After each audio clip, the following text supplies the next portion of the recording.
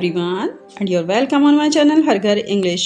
Today we will discuss syllabus of LLB second semester. Paper name is Legal Writing and General English. This paper is sixth paper. Name is Legal Writing in General English. Understood? मेरे सभी students जो कि इस channel के through अपनी preparation कर रहे हैं तो वो LLB सेकंड सेमेस्टर की प्लेलिस्ट में जा कर के बहुत अच्छे से और ध्यान से देख सकते हैं कि उनका जो LLB सेकंड सेमेस्टर का लीगल राइटिंग जनरल इंग्लिश का पेपर है उसका सिलेबस क्या है।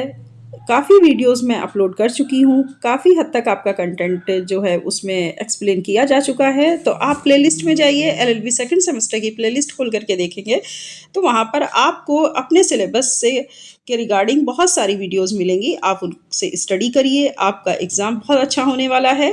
Don't depress. ओके, चलिए देखते हैं। पेपर 6 है, नाम है लीगल राइटिंग जनरल इंग्लिश। आज हम इस पेपर को डिस्कस करने वाले, इसके सिलेबस को, ठीक है, जो कि LLB सेकंड सेमेस्टर में आपके ये रखा हुआ है। इसमें आपको क्या क्या पढ़ना है, किस तरह से आपको सिलेबस को समझना होगा, तभी आप अपनी तैयारी अच्छे से कर पाएंगे। अच्छा, सिलेबस के बाहर से कोई चीज़ नहीं आती, इस बात को ध्यान रखिएगा सभी स्टूडेंट। जो भी क्वेश्चन पूछे जाते हैं सब सिलेबस के अकॉर्डिंग ही पूछे जाते हैं। तो अगर आपने एक बार सिलेबस को अच्छे से समझ लिया तो आपको अपनी जो पेपर का जो फॉर्मेशन है, जो स्ट्रक्चर है, वो बहुत अच्छे समझ में आ जाएगा। ठीक है, ओके, लेट्स स्टार्ट। इसके पहले कि मैं स्टार्ट करूँ, हाँ, एक चीज़ और मैं बता दूँ आपको। कोई भी वीडियो जब भी आप देखा करिए बिना स्किप किए पूरी देखिए, क्योंकि ये वीडियोस जो अपलोड की जा रही हैं वो आपकी आसानी के लिए अपलोड की जा रही है। जो बच्चे अपनी सेल्फ स्टडी कर रहे हैं उनके लिए तो बहुत ही ज़्यादा बेनिफिशियल है वीडियो। वो अपने घर बैठ करके इससे अपनी अच्छे से प्रिपरेशन कर सकते हैं और बहुत अच्छे से ध्यान दे सकते हैं, क्योंकि मैंने लॉन्ग आंसर टाइप क्वेश्चन के साथ में आपको वीडियोस अपलोड की है। आपको कहीं से भी कोई भी कंफ्यूजन देखने को नहीं मिलेगा किसी भी वीडियो में। आप ये जान लीजिए अच्छे से, जिस तरह से पेपर में क्वेश्चन पूछे जाते हैं वही क्वेश्चन के स्ट्रक्चर के अकॉर्डिंग आपको आंसर यहाँ पर प्रोवाइड किया गया है। अंडरस्टूड? चलिए, चैनल को ज़्यादा से ज़्यादा सब्सक्राइब करिए, शेयर करिए और लाइक करिए, और कमेंट्स में हमें लिख दीजिए कि अगर आप किसी कंटेंट के ऊपर वीडियो चाहते हैं कि हम उसके ऊपर वीडियो अपलोड करें तो हम ज़रूर करेंगे। आप हमें कमेंट के थ्रू ये अपनी जानकारी दे सकते हैं। अंडरस्टूड? चलिए देखते हैं फर्स्ट यूनिट। फर्स्ट यूनिट बात करता है लीगल राइटिंग। पहले हम बात करते हैं पेपर के नाम की, legal writing including general English. First unit है प्रोफिशिएंसी इन जनरल इंग्लिश।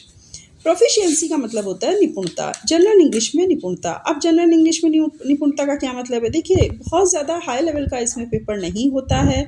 कभी कभी वन वर्ड सब्स्टिट्यूशन पूछ लिए जाते हैं, एंटोनिम्स सिनोनिम्स पूछ लिए जाते हैं, ठीक है, और जिससे मैंने आपसे कहा होमोफोन्स पूछ लिए जाते हैं। बहुत इजी पेपर आता है जनरल इंग्लिश का। मतलब प्रोफिशिएंसी इन जनरल इंग्लिश मतलब आपको इतना तो पता ही होगा ना कि एंटोनिम्स सिनोनिम्स क्या होते हैं, होमोफोन्स क्या होते हैं, या होमोनिम्स जिनको बोला जाता है वो क्या होते हैं। तो यही सारी चीज़ें होती हैं। सेकेंड यूनिट में बात करेंगे understanding legal terminology. Legal terminology मतलब आप जानते हैं कि लीगल टर्मोलॉजी की अपनी एक अलग सिग्निफिकेंस होती है हमारे लीगल पेपर में, जिसमें हम देखेंगे हमारे पास अगर ये जितनी भी लीगल टर्मोलॉजी दी हुई है सिर्फ आप इन्हीं को बहुत अच्छे से स्टडी कर लेते हैं तो आपके पेपर में इन्हीं सारी टर्मोलॉजी में से दो या चार, इससे ज़्यादा नहीं होती एक पेपर में टर्मोलॉजी। कभी कभी ए सेक्शन में पूछ ली जाती है और कभी कभी सी सेक्शन में भी 2 पूछ लिया जाता है। तो इस तरह से या तो 2 आएगा या फिर 4, इससे ज़्यादा टर्मोलॉजी का यूज़ वो लोग नहीं करते पेपर में।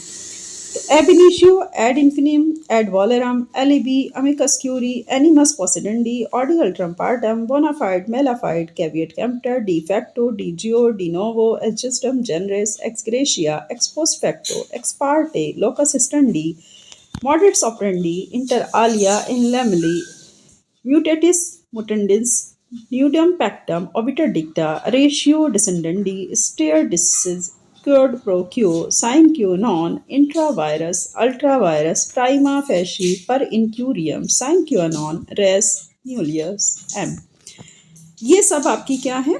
लीगल टर्मोलॉजी हैं। लेकिन फिर भी अगर आपको ये लगता है कि ये बहुत ज़्यादा टर्मोलॉजी है तो हम किसकी प्रिपरेशन करें, तो इसके लिए भी आपके लिए बहुत आसान हो गया है कि आप प्लेलिस्ट में जाइए। मोस्ट इम्पोर्टेंट लीगल टर्म्स मैंने खुद ही आपको वीडियोस अपलोड की हैं विद एक्सप्लेनेशन के साथ में। आप जाइए, उन सारी जितने भी मैंने लीगल टर्म्स को एक्सप्लेन किया है आप उन्हीं को पढ़ लीजिए। उसके अकॉर्डिंग आपकी वह हो सकता है इस बार वही रिपीट हो जाए और बहुत अच्छे से आपकी प्रिपरेशन भी हो जाए। आपको बहुत ज़्यादा मेहनत करने की ज़रूरत नहीं पड़ेगी। थर्ड यूनिट की बात करते हैं, translation from English to Hindi and Hindi to English.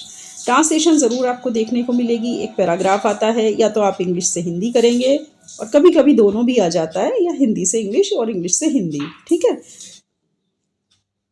Hindi की ट्रांसलेशन रहेगी तो आपको ध्यान देना होगा कि हमें उसको इंग्लिश में ट्रांसलेट करना होगा, और अगर इंग्लिश का पैराग्राफ रहेगा तो हम हिंदी में ट्रांसलेट करेंगे। इसके लिए ज़रूरी है कि आपको बेसिक नॉलेज इंग्लिश की ज़रूर होनी चाहिए, ताकि आप ट्रांसलेशन को बहुत अच्छी तरीके से कर सकें। तो इस पर प्रैक्टिस करिए। ट्रांसलेशन में आपको तभी कमांड होगी जब आप इसकी प्रैक्टिस करेंगे। आपको इज़ारम, वाज़वर, हैज़, हैव, हैड का यूज़ ज़रूर आता होगा। तो बस आप उसी को स्ट्रक्चर के फॉर्म में ग्रामर के साथ में आप उसका यूज़ करते हुए बहुत आसानी से ट्रांसलेट कर सकते हैं। ठीक है, नंबर 4 पर आता है साइटेशन राइटिंग। साइटेशन राइटिंग, यहाँ पर बहुत सारे बच्चे कंफ्यूज होते हैं कि what is this citation writing. तो ये चीज़ समझ लीजिए कि साइटेशन राइटिंग होता है, अगर कोई लेख या कोई आर्टिकल आपके सामने लिखा हुआ है, आपको उसमें ये कहा जाए कि भाई इस लेख को पढ़ने के बाद ना आप लोग इसकी समरी तैयार करो। अगर आपसे ये बात बोली जा रही है तो आप क्या करोगे, आप पहले उस आर्टिकल को बहुत अच्छे से पढ़ोगे, फिर उसकी समरी लिख दोगे। तो बस इस तरह से समझिए कि जब आप किसी भी बड़े आर्टिकल की समरी तैयार करके छोटे रूप में लिखते हैं, वही साइटेशन कहलाता है। बहुत कोई अलग से चीज़ नहीं होती है साइटेशन राइटिंग। अंडरस्टूड? बड़े मतलब किसी भी ऐसे पैराग्राफ या ऐसा आर्टिकल जो कि आपको देखने को मिल रहा है एक लार्ज फॉर्म में, लेकिन अब आप उसको लिखना है साइटेशन में, संक्षिप्त रूप में, या इसको बोला जाता है संक्षिप्त रूप में यानी छोटे रूप में। तो वो आपका, या समरी, इस तरह से हम कह सकते हैं कि एक समरी की फॉर्म में जब आप उसको लिखते हैं तो वही आपकी साइटेशन राइटिंग कहलाती है। 5th नंबर पे आता है preparation of bibliography. Preparation of bibliography. अब बिब्लियोग्राफी क्या है? बिब्लियोग्राफी वो होती है जब हम किसी बुक को लिखते हैं या किसी आर्टिकल को अपने पब्लिश करने के लिए देते हैं, या कोई भी आर्टिकल अगर हम लिखते हैं तो हमें ये जानना ज़रूरी होता है कि हमने इथिक्स की जो चोरी है वो नहीं की है। ठीक है ना, हम क्रेडिट उसको देते हैं जब हमने कोई आर्टिकल लिखा या कोई भी आर्टिकल हमने अपना मैगज़ीन में पब्लिश होने के लिए दिया है, तो हमें ये वहाँ पर ये शो करना ज़रूरी होता है कि हमने इस आर्टिकल को लिखते वक्त किन किन सोर्सेस से जो इन्फॉर्मेशंस थी वो कलेक्ट की हैं। अगर ये चीज़ें हम बता कर के चलते हैं कि बिब्लियोग्राफी में जब हमने किसी भी राइटर, किसी भी ऑथर, किसी भी सोर्स का यूज़ किया है अपने उस बुक को लिखने में, अपने अपने उस आर्टिकल को लिखने में, या मैगज़ीन में जो हमने आर्टिकल दिया है उसे जो हमने लिखा है, जब हम वो सारे सोर्सेस को एक्सप्लेन करते हैं और बताते हैं कि हमने ये पैराग्राफ इस बुक से लिया है, ये पैराग्राफ वाला वेबसाइट से उठाया है, या ये 4 लाइन हमने जो एक ऑथर हैं उनकी उस बुक में थी तो वहाँ से लिया है, तो ये हम क्या कर रहे हैं, हम एकदम कहीं ना कहीं अपने को फेयर कर रहे हैं। अंडरस्टूड? मतलब हमने क्या किया, खुद को फेयर कर लिया कि नहीं भाई हमने किसी की चोरी नहीं की, हम तो बता रहे हैं कि हमने वहाँ से ये चीज़ ली है। बस ये जो आप काम करते हो, और फिर इसका जो है क्या करते हो, इसको हवाला देते हुए अपनी जो आर्टिकल है उसके बाद में ये चीज़ मेंशन कर देते हो कि मैंने फला फला जगह से, फला फला ऑथर के फलानी बुक से ये चीज़ ली है, वो आपका बिब्लियोग्राफी कहलाता है। ठीक है, वो आपका क्या कहलाता है? बिब्लियोग्राफी। जब आप किसी का हवाला दे करके बात करते हैं, किसी ऑथर के वर्क का, किसी आर्टिकल के जो राइटर है उसके, उसका मतलब आप एड्रेस दे रहे हो, उसको आप जो है बोल रहे हो कि भाई देखो मैंने उसके लेख से ये वाली बात ली थी। या जैसे हमें कोई डाटा लेना पड़ जाता है, अगर हम किसी डाटा को दिखा रहे हैं कि फला रिपोर्ट से हमें ये पता चला कि इतना डेटा हमें मिला, तो ये सब चीज़ें क्या जा रही हैं, आप कहीं ना कहीं आप बहुत ही फेयर हो, आप बहुत मतलब अच्छी तरीके से जो आपने आर्टिकल लिखा है उसमें अपने खुद को फेयर दिखाते हुए इथिक्स की चोरी नहीं की है। इसलिए बिब्लियोग्राफी ज़रूरी हो जाता है कि आप अपने आर्टिकल या बुक के लास्ट पेज पर बिब्लियोग्राफी ज़रूर दीजिए कि आपने कहाँ से कौन सी चीज़ ली है। यही होता है बिब्लियोग्राफी। 6 नंबर पर है लीगल न्यूज़ राइटिंग। अब क्योंकि आप लॉ के स्टूडेंट हैं तो आप जो भी काम करेंगे लॉ के पर्सपेक्टिव में करेंगे। अगर आप न्यूज़ राइटिंग भी करेंगे तो किसके पर्सपेक्टिव में? लॉ के पर्सपेक्टिव में। इसीलिए लिखा गया लीगल न्यूज़ राइटिंग। अगर आप लेटर लिखेंगे तो किसके पर्सपेक्टिव में? लॉ के पर्सपेक्टिव में। एप्लीकेशन लिखेंगे तो किसके पर्सपेक्टिव में? लॉ के पर्सपेक्टिव में। इस तरह से अगर आपके पास एप्लीकेशन या लेटर लिखने को आता है तो आप देखेंगे कि आपके किसी पुलिस थाने के नाम या एसएचओ के नाम लेटर लिखने को आता है या एप्लीकेशन लिखने के लिए आती है, तो आप इस चीज़ को ध्यान दीजिएगा कि लेटर और एप्लीकेशन भी आपको लॉ के पर्सपेक्टिव में ही लिखना है। या जैसे हाई कोर्ट के जज हैं, उनको आपको कोई एप्लीकेशन लिखनी है तो उसका लिखने का फॉर्मेट क्या होगा, ये सारी चीज़ें यहाँ पर मेंशन करनी होंगी लेटर और एप्लीकेशन राइटिंग में। ये सिंपली लेटर एप्लीकेशन नहीं आते हैं, ये जान लीजिएगा। लॉ के पर्सपेक्टिव में ही ये आपको क्वेश्चन पूछा जाएगा और आपको उसी को बेस बना करके लेटर और एप्लीकेशन को अपने अटेम्प्ट करना होगा। चलिए 8 नंबर पर आता है प्रीशियस राइटिंग। प्रीशियस राइटिंग भी ये जो हम कहते हैं ये भी एक संक्षिप्त रूप होता है। मतलब प्रीशियस राइटिंग, देखिए साइटेशन राइटिंग और बिब्लियोग्राफी आपस में एक दूसरे से थोड़ा बहुत मिलते जुलते होते हैं, लेकिन प्रीशियस राइटिंग जो है वो पैराग्राफ का संक्षिप्त रूप है। प्रीशियस राइटिंग मतलब एक बड़े पैराग्राफ को छोटे रूप में दिखाना, उसे लिखना, वही आपका प्रीशियस राइटिंग में आ जाता है। ऐसे राइटिंग अगर आएगी तो वो भी लॉ के पर्सपेक्टिव में आएगी। ऐसे राइटिंग भी आपका क्या है, एक निबंध लिखना है, लेकिन आएगा जो निबंध आएगा वो बेस्ड ऑन लीगल होगा।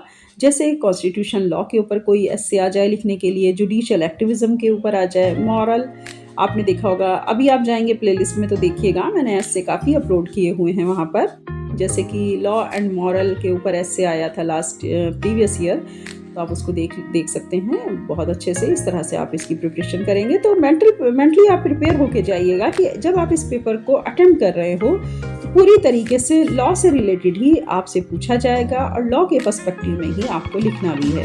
ऐसा नहीं है कि अगर आपसे प्रिपरेशन ऑफ बिब्लियोग्राफी पूछा जा रहा है, साइटेशन राइटिंग पूछी जा रही है या लीगल न्यूज़ राइटिंग पूछी जा रही है, लेकिन आप न्यूज़ राइटिंग जो सिंपली होती है आप उसको लिख करके चले आए, ठीक है, बिब्लियोग्राफी में आपने कुछ उल्टा सीधा लिख दिया, तो ऐसा नहीं होना चाहिए। आप सही से इसकी प्रिपरेशन करिए और जैसा मैं बार बार कह रही हूँ, आप प्लेलिस्ट में जाकर के देखिए, बहुत सारी वीडियोस आपके लिए वहाँ पर अवेलेबल हैं। आप उनसे अपनी प्रिपरेशन को बहुत अच्छा करिए और अपने पेपर के थ्रू अपनी सक्सेस को अचीव करिए। अंडरस्टूड? चलिए, मेरे ढेर सारी शुभकामनाएं आप सब लोगों के लिए हैं कि आप बहुत अच्छे मार्क्स गेन करें। और इसी के साथ अब मैं आपसे विदा लेती हूँ। चैनल को लाइक, सब्सक्राइब, शेयर करिए और कमेंट के थ्रू हमें ज़रूर बताइए अगर कोई टॉपिक ऐसा है जिसमें आप चाहते हैं कि हम वीडियो बनाएं तो हम ज़रूर बनाएंगे। Okay, all the best, bye bye.